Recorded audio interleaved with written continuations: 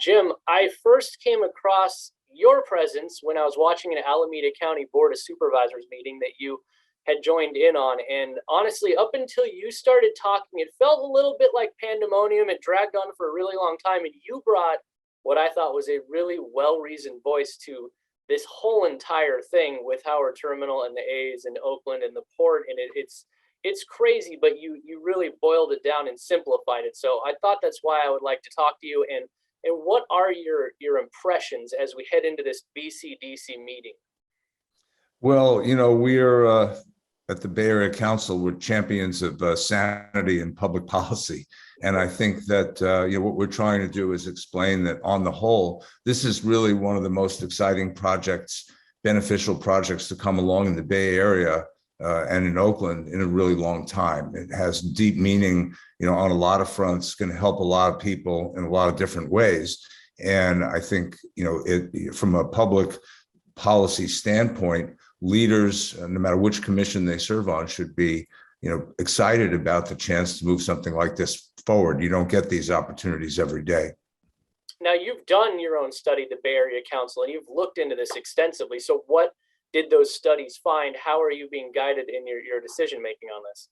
Yeah, I mean, the first major study we did showed that the economic impact of the project was well north of $7 billion. It's probably conservative, showing about 6,000 jobs. A lot of them are in construction, but a lot of them are permanent jobs. 3,000 housing units, I think about a third of them units that are discounted as affordable units.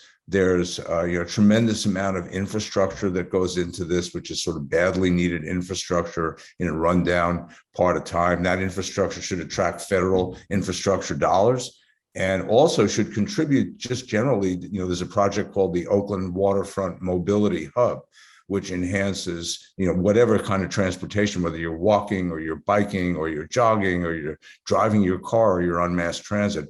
All of that should be improved, as well as the freight movement in the area, which is really important coming out of the port of Oakland, so in and out of the port. So we think this is in many ways really a great project, connecting the Jack London Square area to the downtown, which is sorely needed. That kind of physical connection can do all kinds of good things to move things forward in Oakland.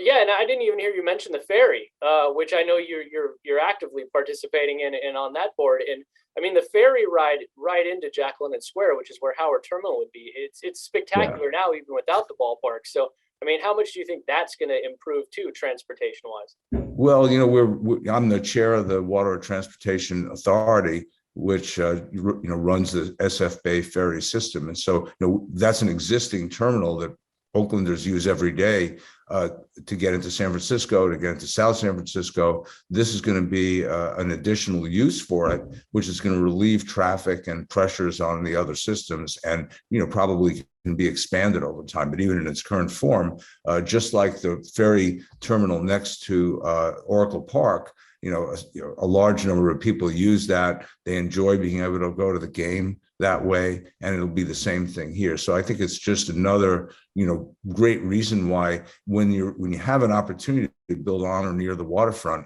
there are certain advantages that you get. That's one of them. Yeah, now to build on the waterfront, they have to remove the port priority use area designation. That's something the BCDC is currently discussing. The big vote comes June 30th. They're going to need 18 commissioners to vote on that. I'm going to take this in two different directions. The first being, Oakland doesn't really have much public access to the waterfront. They have barely any when you compare it to San Francisco. And right now they have Brooklyn Basin, which has helped, and it's gone through the same port priority use area designation removal process. So how important is it to get people the access back to the waterfront, connect those bay trails, do everything you can do, like you just mentioned with the ferry? Well, it's really the top priority for the use of our waterfront established in state law, which is get the public, access to the waterfront. And, this project does that. And, it's an 18-acre park. It's going to be going right over the stadium. It's going to be fantastic access where today there's no access.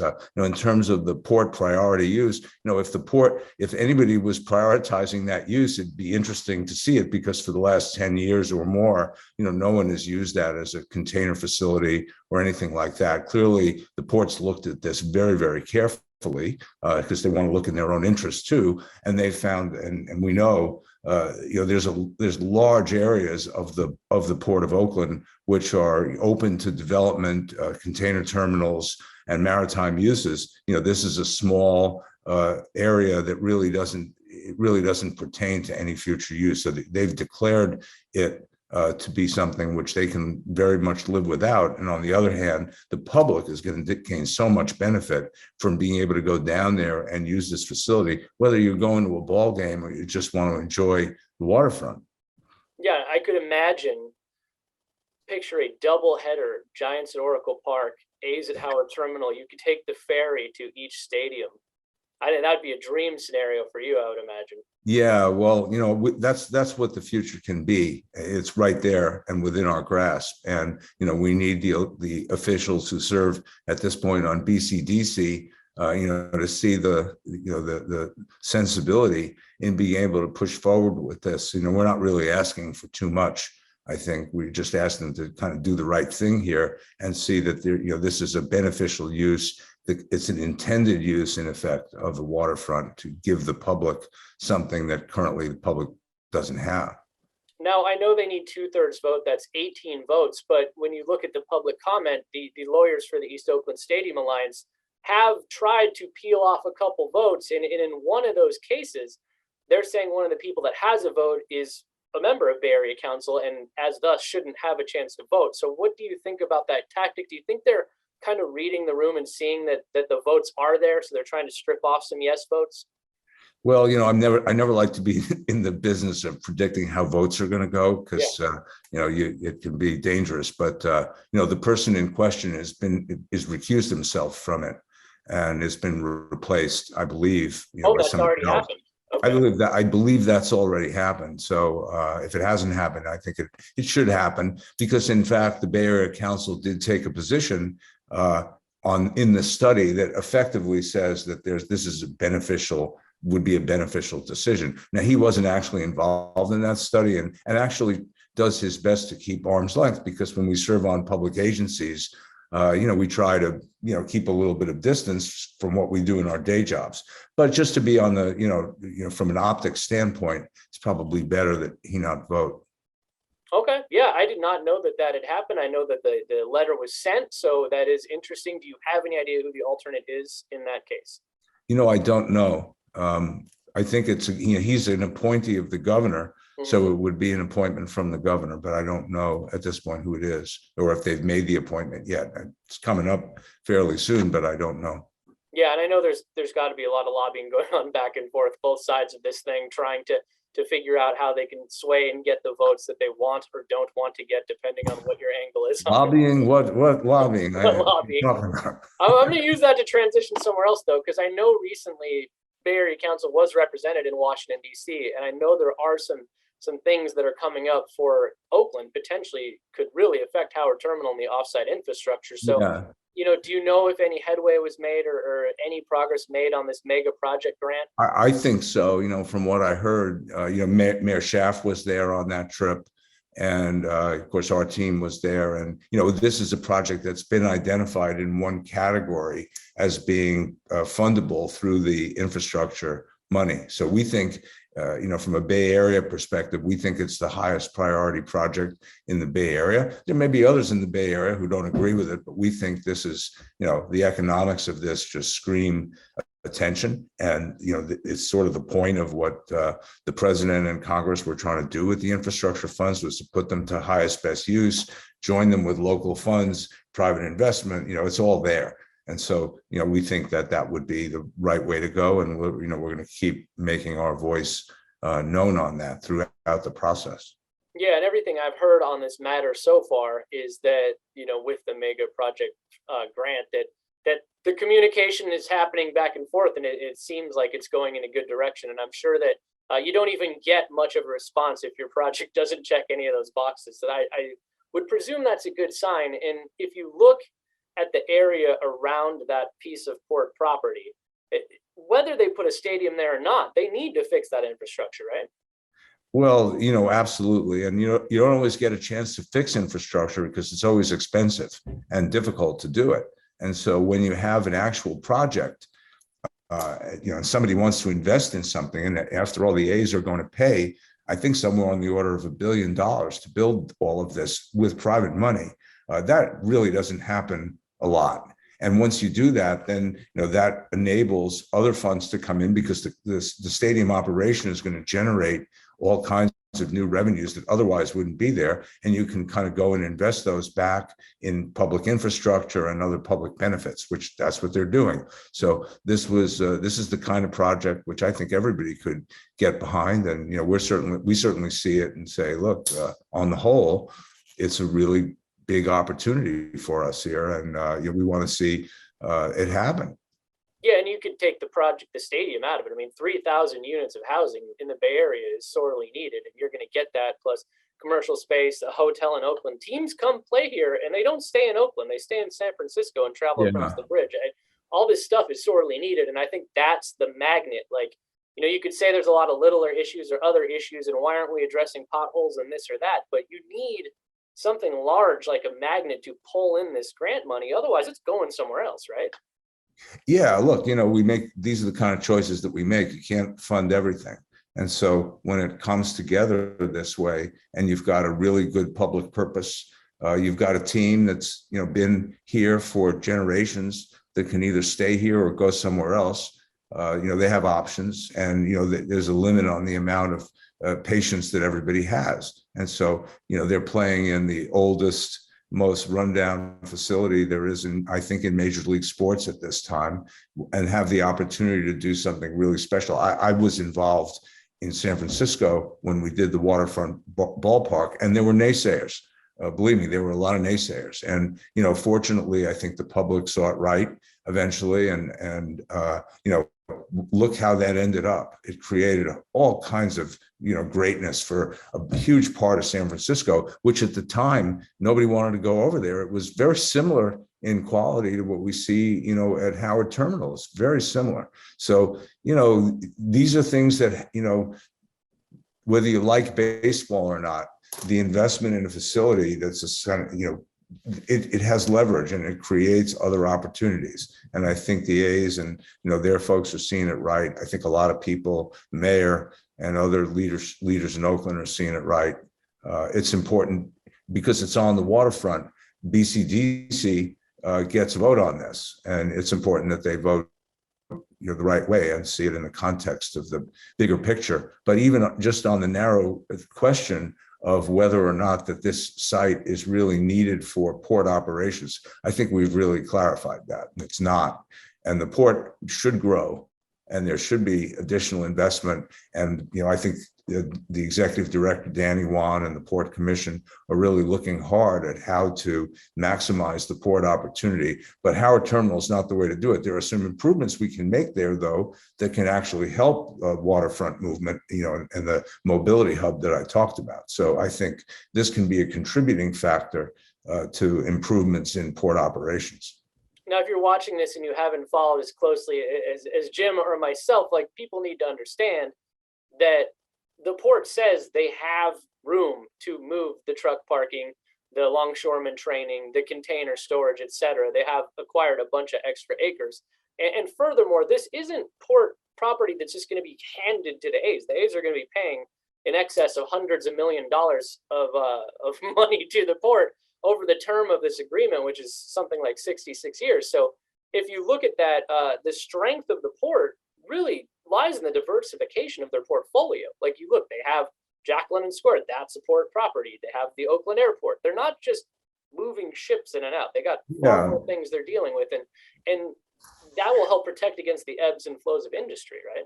Yeah, I mean, the port is a agency that has varied responsibilities. So there's a maritime operation, which I think we tend to associate with like being the port, but they also run an international airport, which is really important. And they have a real estate operation, which is also really important.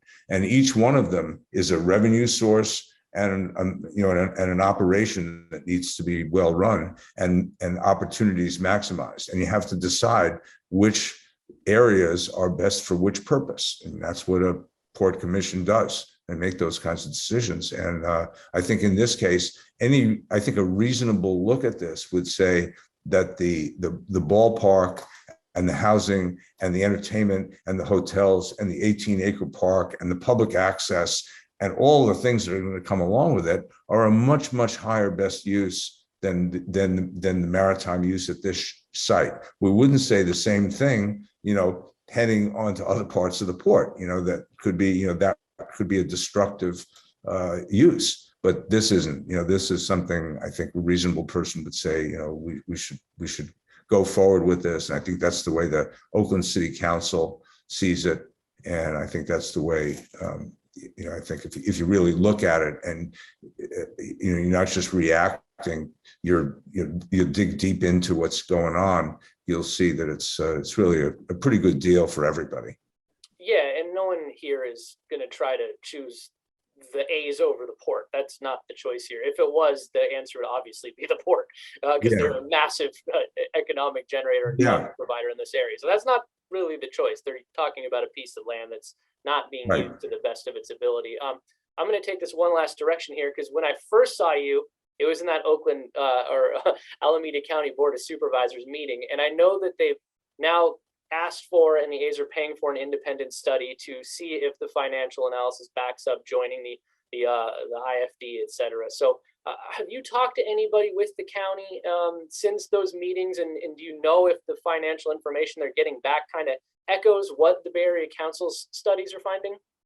I haven't talked to them lately. I did initially after that meeting, just to kind of reinforce with a couple of people what I was saying and, get some, feedback and so forth. So I feel like we kind of got the message across, and they are doing that work, and they should do it because, I think it's their job to verify the work that we did. But, this kind of economic analysis is, it's based on, very established modeling for economic impact work. And so I would doubt that, and we make a point of trying to be conservative when we do these. So I would suspect they'll come back with even better numbers, just looking at it. And we're a little later in time. So, the value of the dollar is not quite the same anymore. So I would think it should come back quite favorably, but I don't know, I can't really speak to it. All right, well, I'll peel back the curtain a little bit. I reached out to you after you had that productive meeting with the A's, with Libby Schaff, with the port on board. It was a fantastic conversation. Labor leaders were on there as well. And we had to reschedule this talk, I'd say like 4 or 5 times since then. I know. And it's always, it almost didn't happen right now. And I said, it's you can see from the signage behind me, it's my birthday. And it's really the only thing, I wish it was true that it was the only thing I was doing today that was work related, but it's pretty much the only thing. And so, but I thought it was important because we've missed each other a few times, and I wanted to make it happen. And I think it's it's my birthday today, but let's have a birthday for this project and actually get to a ribbon cutting one of these days. Great, break ground, and ultimately, I think it'll be a project that's going to be revered in Oakland and in the Bay Area and looked to nationally as one of the really great projects. Because a lot of times it's not so inclusive of things like housing that gets developed. And, sometimes these ballparks, they just get put in, and, it's not sometimes it is, but sometimes it isn't as thoughtful as this one. So I think folks are doing a good job of really thinking it through. So you're a pro. You just saved me from having to ask the stupid question as you sit in front of a bunch of balloons that say happy birthday. Is it actually your birthday? No, it's my birthday. Here it is. It's my birthday. It's a significant birthday. And I thought I should, let everybody know that that's what it is. Yeah. I'm spending your birthday with you. I appreciate you taking the time out on your birthday for that. And I'll let you go celebrate, enjoy the cakes, balloons. Big meeting coming up, and then obviously the BCDC vote coming up June 30th. So hopefully we're in touch more there, and everybody has a happy birthday in your household. Well, thank you. And, just reach out, and after 5 tries, we'll talk again. Yeah, maybe we'll do it in 4 next time. How about I hope so. I think we could do better. Okay. Thanks. Good luck with the Warriors this week. I was supposed to, normally we would go to the party tonight, that they hold, but it's because it's my birthday. My wife planned a family birthday party. So so much for that. So I can't go. Hey, it's all right. They'll be in the finals next year too. You can go next year. How about Yeah, yeah, we can put it off. that? Yeah, I'm a little busy right now. That is my real job, in addition to Yeah, Power Terminals, actually running our network's NBA Finals coverage. Right in the middle of that right now, which is why I'm breathless and that's really exciting. all off the top of my head. So thank you. It's exciting. I'm headed to Norway and Sweden next week Oh, to for the with WIDA for the purpose of investigating electric ferries. So we have sweet. to convert our ferry fleet over time by edict of the California Air Resources Board. We have to switch from diesel ferries to zero emission ferries. And there's not a lot of zero emission ferries in the world. And there's a few that have recently been created in those countries in Scandinavia. And so we're going over to take a look because we can't just sit around and wait. We have to go and find out what's the technology and who makes these things and what would work on San Francisco Bay in the conditions that we have and so forth. And we held a couple of hearings on this at WIDA over the years until even recently, a couple of years ago, where the staff said it can't be done. There is no electric ferry, it's just not, there's nothing that's powerful enough that could sustain a vessel of that size over any distance where people would feel comfortable being on there. But that changed. And, this innovations that, that's driving this kind of an incredible climate change related response is phenomenal. So we're gonna be riding on some electric ferries, and I think we do have a hydrogen ferry that we're going to put into service. I think the first in the United States is kind of a test in a couple of weeks. So we're off on this tangent to really be the first major user of zero emission water transit services. So it's pretty cool. Well, I just got. But I'll miss the finals. Never I'm gone after game 2, so I have to figure out from your productions how do I get the game in Sweden? I could text you highlights, or I can get you a link for a live stream. I'll look into that and get it to you. Yeah, that's your assignment here because I need that, even if it's in the middle of the night. I don't want to miss that. Yeah. All right, I'll work on that. It will be in the middle. Actually, not even. It will be in the middle of the night. Yeah. All right, well, I'll work on that. You work on getting me an electric ferry ride. I need that electric ferry ride to Howard Terminal, which will be fully built and environmentally responsible housing. And like I said, I just bought an electric car. I'm never going back. It's